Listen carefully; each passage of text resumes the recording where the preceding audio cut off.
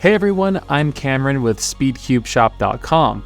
Today we'll be taking a look at GAN's newest timer, the Halo Smart Timer with Bluetooth. Let's get right into it. So right off the bat, when looking at the Halo timer by GAN versus something like a SpeedStax G5, this one does have our SpeedCubeShop timer skin overlays applied, so looks a little bit different. You can tell there's a huge stylistic difference between these two. In my opinion, the GAN Halo timer looks a lot more sleek and modern. You know, it has all these like blue accents, which are really nice and subtle, and just the overall shape of it is really simple. Whereas the G5 timer is nice and it's tried and tested, but it does look a little bit more foreign to those that might not be used to what a speed-keeping timer looks like. So kind of something to think about in terms of style, but I do think that the GAN Halo timer looks amazing, and the packaging is also just even one step closer to that Apple kind of packaging that GAN seems to have been chasing forever. The price of this Halo Smart Timer comes in at $41.95 US. If you want to pick one up, I will have a link throughout the video somewhere up here and also in the description box. Now, before you decide if the GAN Halo timer is right for you, let's dive into a few of the features.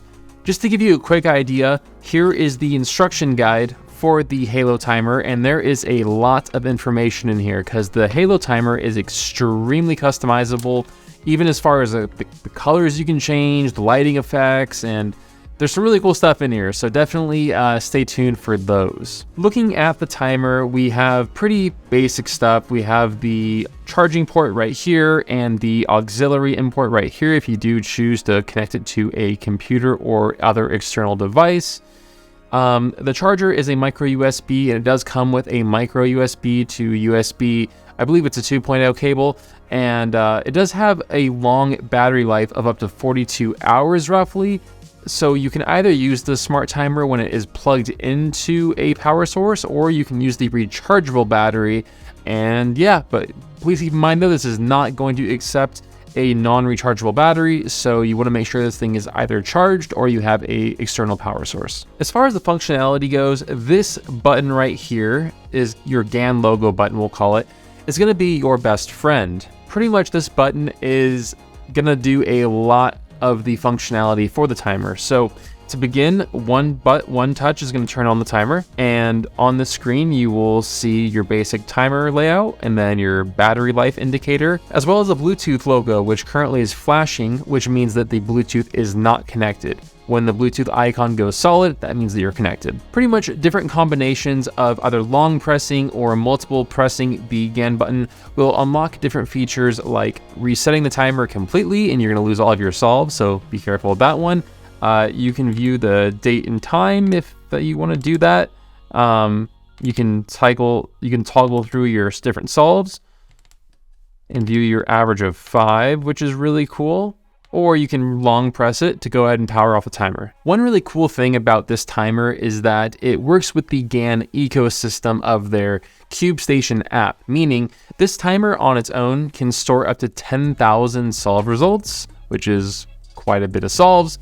Or if you want to connect your timer to the CubeStation app via Bluetooth, you will be able to have an unlimited storage of your solves and actually even import solves that are currently saved onto your timer into your app, and that way you can analyze and look back at your results. Do keep in mind that if you do opt to transfer over your solves from your Halo Smart Timer into the CubeStation app, it is going to clear out all of the solves that you have saved onto your timer, excluding the last 5 results. So not that big of a deal. I do think the pros outweigh the cons. That way you can view your solve data across different devices, but something to keep in mind if local storage is important to you. One of my favorite things about the Halo Smart Timer is how customizable it is as far as lighting and appearance goes.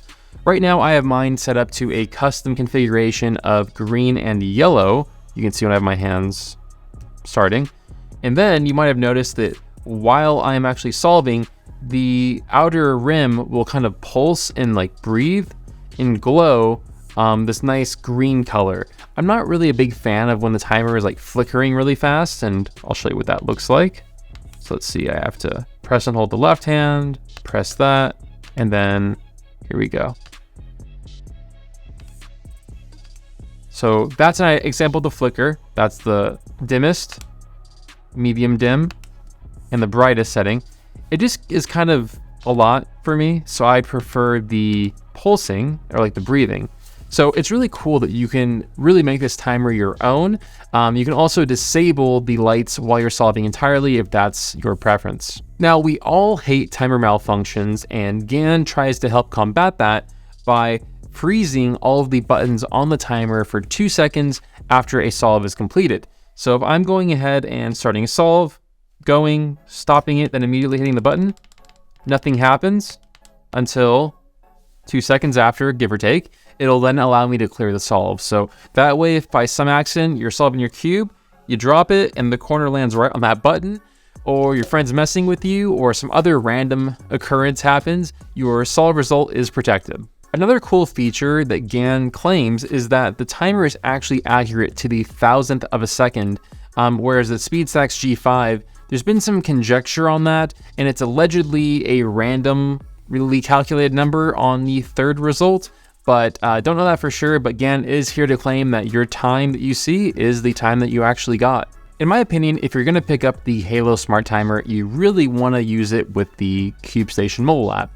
The CubeStation mobile app has been always continuing to be improved, but it has had a little bit of hiccups and bugs. So if something happens, don't freak out. It is usually always rectified very quickly with a software update. But here's the app itself, and you get lots of cool features. Now, I do have to admit that some features weren't as intuitive to find, which I want to point out to you guys right now. So when it comes time to pair your timer with the phone, you want to go to the settings and devices is what the instructions say, which would, in my mind, you'd click on the settings wheel up here, and then you'd go down to the devices section, which doesn't appear to be here. So what I did is I found out that there's this device button right here in the bottom left that you want to tap, and that will populate your device list, and you can then click connect and then connect to your smart timer. Now you can see it shows me that I have 27 scores that were found in the timer, and I can import them into my CubeStation account if I would like. I'm going to go ahead and not do that this time and close back out of that. One other thing that you're going to want to keep in mind is if you are going to use the app, the cool thing about it is when you go to the timing, so I'm going to go to training timer. Right now I have it set up to where the app will show me a scramble, and when I actually use the timer, it reflects that on the app, which is super cool, and in my opinion, the best way to use the app. Or if you actually, that's if you're using a standard cube, I should say. If you have a smart cube, you're going to want to go ahead and configure your smart cube, and that way it'll reflect this all in the app and all that good stuff.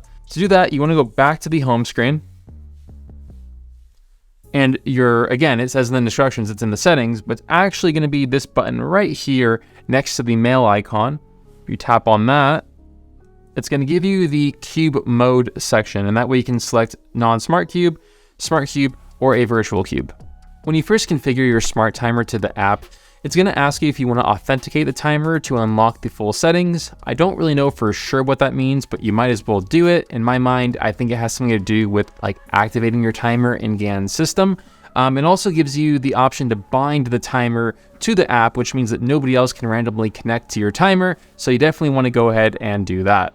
Another really cool thing is there's actually a timer calibration feature within the settings, which I find super useful. You shouldn't really have to do it that often, if at all, but I did it on my first go around just to make sure everything was all set up, calibrated, and ready to go.